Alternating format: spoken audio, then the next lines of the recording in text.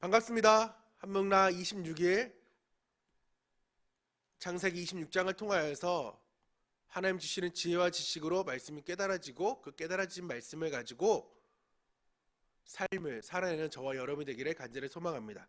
오늘 26장 여러분에게는 어떠한 상황으로 다가온지 모르겠지만 저에게는 엄청 시련의 상황으로 다가왔습니다. 영상 올릴 시간은 이제 점점 다가오는데 말씀 묵상이 한 5일 내내 해도 말씀이 안 풀리는 거예요. 처음엔 되게 잘 풀릴 줄 알았습니다. 왜 24장 그 네게부의 사건을 보면서 그 말씀으로 좀 풀면 되겠다라고 해서, 근데 그러고 보니까 풀려고 봤더니 이삭이 계속 이동하는 상황들이 보이면서 하나님과 계속 가까운 땅에 계속 이제 사는 거죠. 브엘세바 그 근처로. 이건 또 아닌 것 같고, 또 뭐 하나는 죄가 유전된다? 전생에 되게 많이 들었던 설교 중에 하나거든요. 아브라함의 그 죄가 이삭에도 유전됐다. 무슨 말이냐? 웹툰 작가의 그 딸이 아빠의 재능을 쏙 닮아서 이렇게 그림을 잘 그렸다.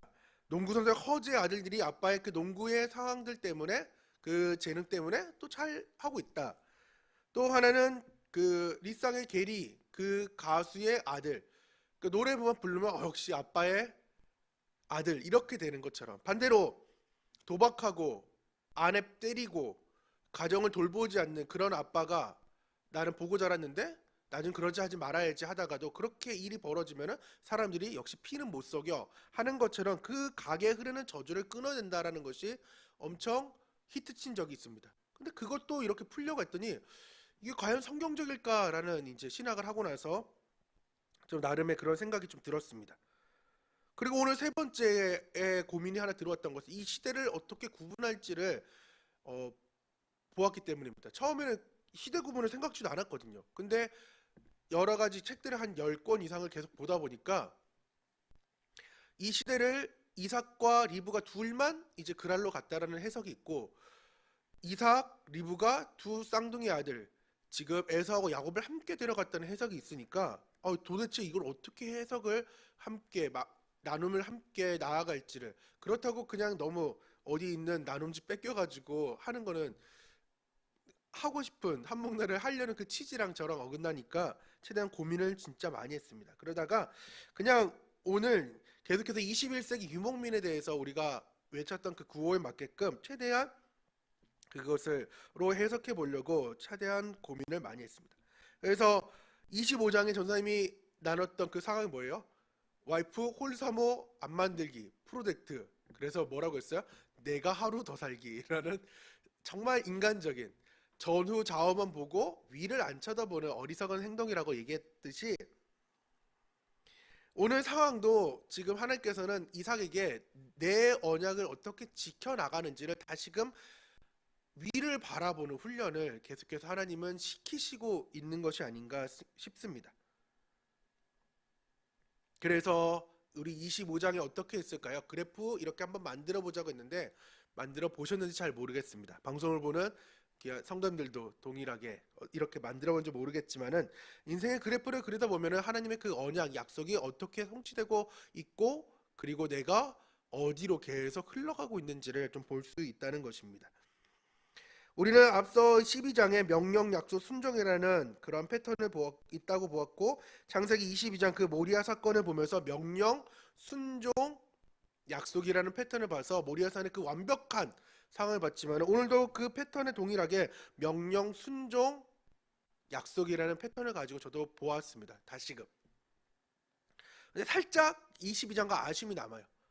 온전한 순종이 좀 덜 되었다고 저는 26장을 보았기 때문입니다. 이 사건들 어디서 많이 봤죠? 세 번에 등장합니다.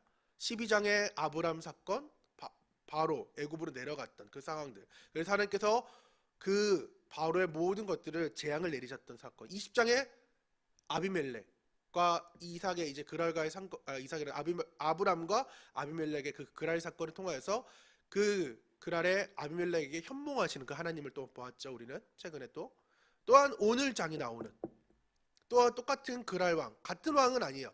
다만 명칭 그 그랄의 아비멜렉 그 왕에게 하나님께서는 이제 사랑으로서, 부부의 사랑으로서 더 이상 간섭하지 못하게끔, 더 이상 리브가가 남의 품에 안기지 않게끔 하나님께서는 막아주셨습니다.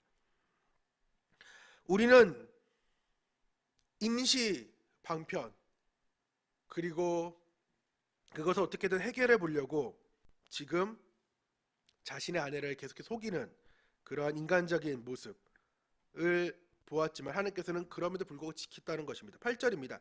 이삭이 거기에 오래 거주했더니 이삭이 그의 아내 리브가를 껴안은 것을 블레셋 왕 아비멜렉이 창으로 내다본지라 라고 아주 점잖게 해석했어요. 아주 점잖게.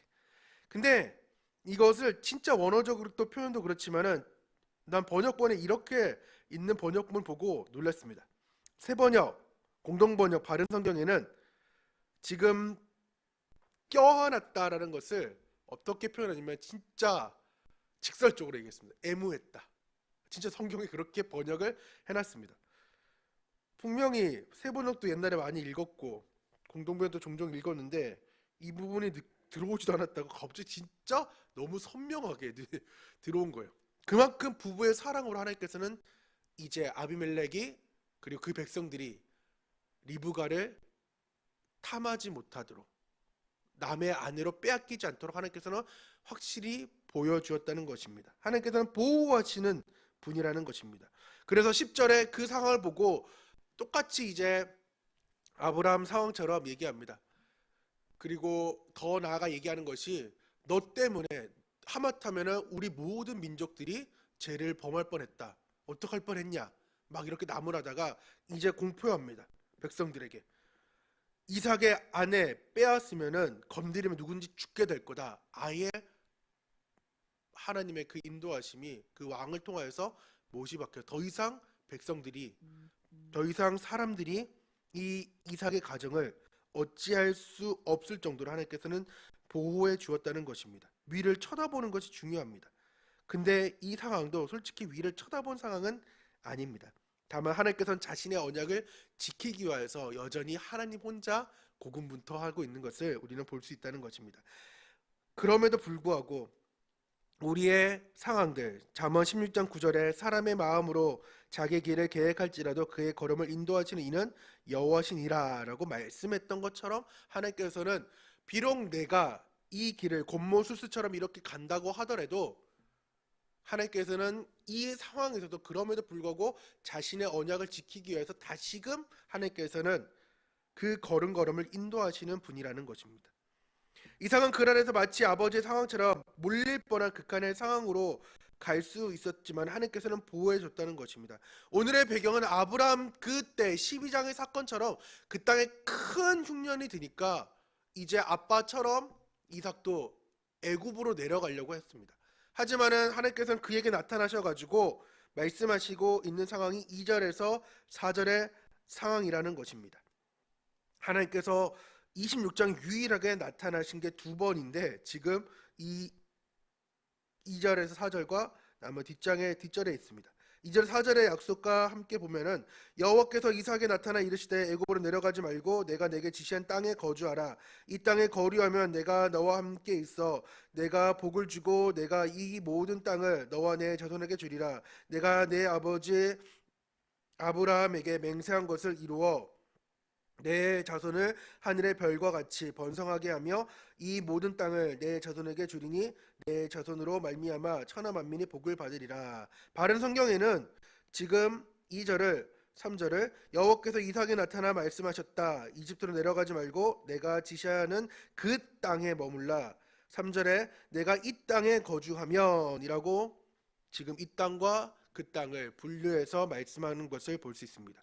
거주하다, 거류하다는 다른 것을 우리는 잘 압니다. 사전적 의미 거주하다는 주거하다, 일정한 곳에 머물다 라는 것이고, 근데 이것도 같이 또 해석할 수 있지만은 저는 약간 분류해서 이렇게 보았습니다. 주거하다, 그러니까 말 그대로 사는, 진짜 제대로 사는 것을 주거하다. 거류하다는 어떠한 곳에 임시로 머물러 살다, 그리고 남의 나라 영토에 머물러 살다라는 것입니다. 거주할 곳이 있고 거류할 땅이 있다는 것입니다.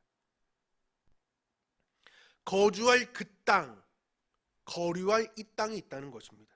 하나님께서는 그 땅, 이 땅에 상관없이 하나님께서는 축복을 해주시는 하나님이시긴 하지만은 우리의 인생 삶에서 우리가 21세기 유목민으로 살아갈 때 그 땅에 거주해야지 이 땅에도 거주하면 안 된다는 것입니다.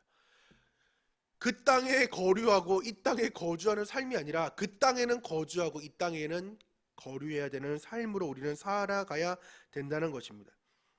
하나님께서는 이 땅에 거류하라고 했을 때 아까 명령, 순종, 약속의 패턴으로 이삭은 순종하며 나아갔습니다.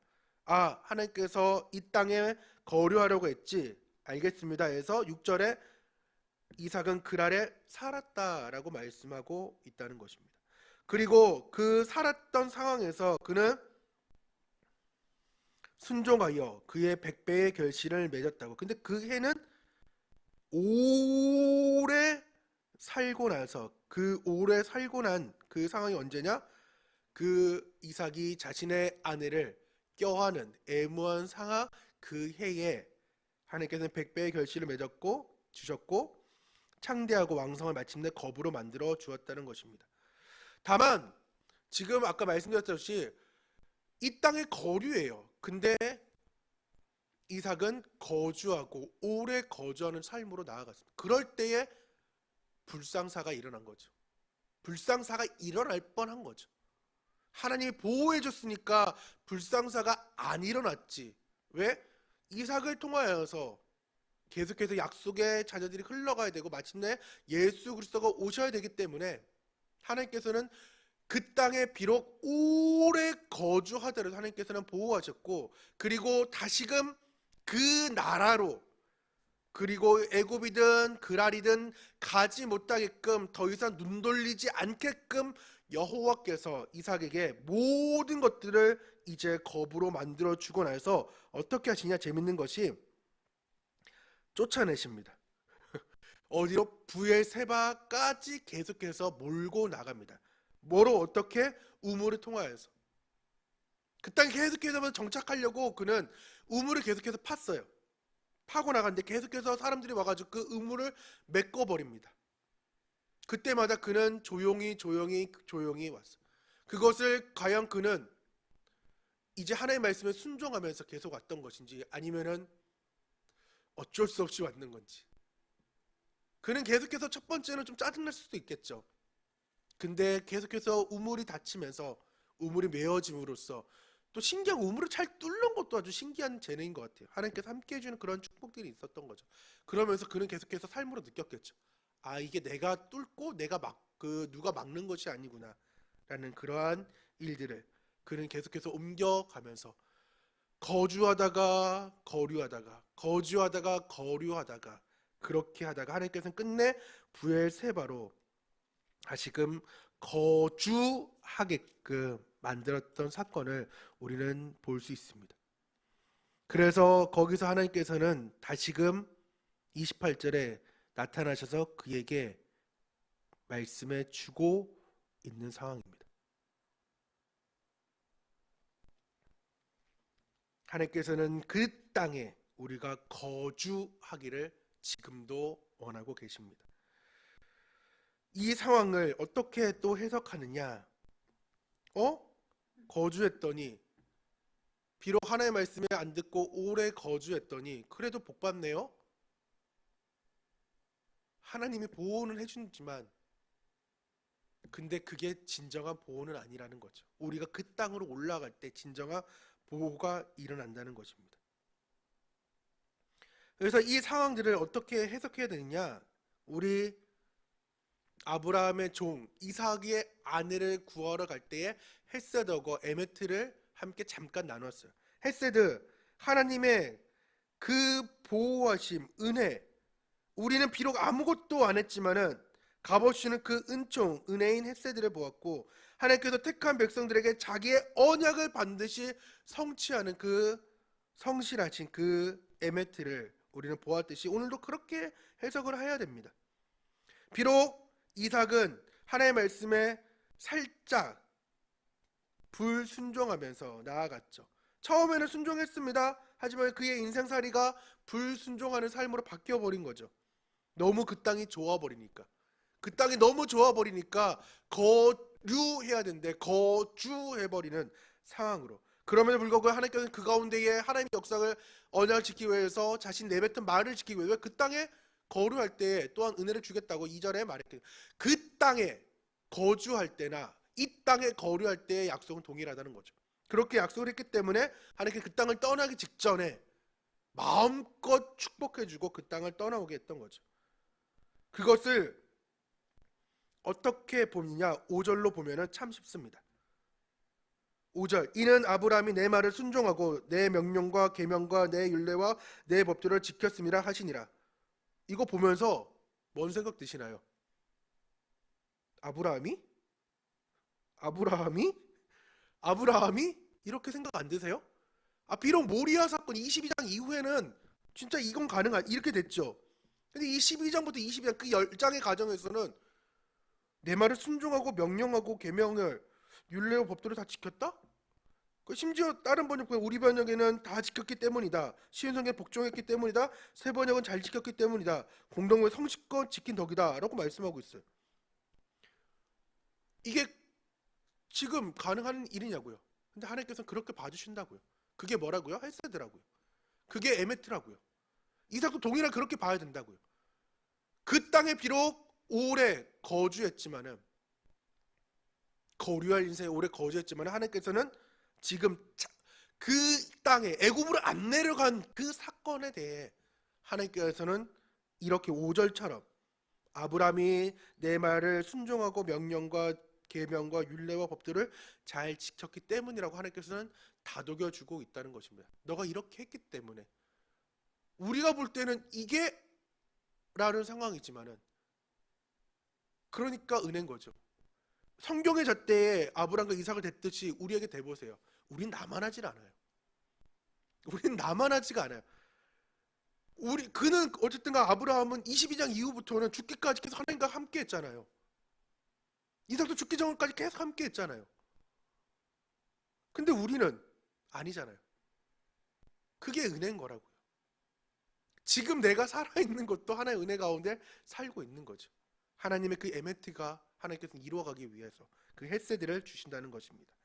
그러하기 때문에 오늘 상황, 말씀 순종 약속의 상황에 하나님께서 자그마한 순종을 올려드렸더니 하나님께서 더 큰 약속으로 우리 가운데 함께 하시는 그 헬세드하고 에메트를 이 장 가운데에 발견하길 원합니다. 그래서 저는 어떻게 적응했냐? 나는 21세기의 유목민, 신유목민으로 거류해야 되는 그 인생인데 나는 거주하고 농사하고 있지 않은가? 그 땅에 아예 씨를 뿌리고 있지는 않은가라는 생각을 적용을 했을 때 삶의 길을 거류하기 위해서 나는 무엇을 버리고 계속해서 거류하는 인생으로 살아갈지, 그리고 혹시 거주하려고 농사 짓기 위해서 씨 뿌리고 있지는 않은지를 살펴보면서 혹시나 씨 뿌리면서 하나님 이게 안주해가지고 이게 먹을 거에 이제 안주해야 되니까 이것만 쳐다보고 있지는 않을지 한번 제 삶을 또 돌이켜 보려고 합니다. 여러분에게도 거류할 인생이 거주하고 있지는 않은지 살펴보는 저와 여러분 되기를 간절히 소망합니다. 기도하겠습니다. 하나님 아버지 감사드립니다. 하나님 우리의 삶 가운데 주님께서 함께 하시고 하나님을 발견하고 바라볼 수 있도록 도와주셔서 자그마한 그 순종이 하나님 5절에 아브라함이 내 말을 다 지켰기 때문이다, 복종했다, 잘 지켰다, 성실껏 지킨 덕이라고 말씀했던 것처럼 우리의 조그마한 그 즉각적인 순종이 하나님께서는 기쁘게 흠양해 주는 것을 오늘도 보았습니다. 다만 하나님 거주해야 될 그 땅이 있고 거류해야 될 이 땅이 있는데 하나님 내가 이 땅에 계속해서 그 땅과 같이 거주하고 있지 않은지를 살펴보게 도와주시고 혹여나 거주하고 있다면 다시 그 땅으로 올라가서 하나님께 온전하게 그 땅에서 거주하여서 더 큰 행복을 누리며 살아갈 수 있도록 도와주셔서 주님께서 함께 하실 걸 믿사하며 살아계신 예수님의 이름으로 기도합니다. 아멘. 다 같이 뭐라고요? 안녕.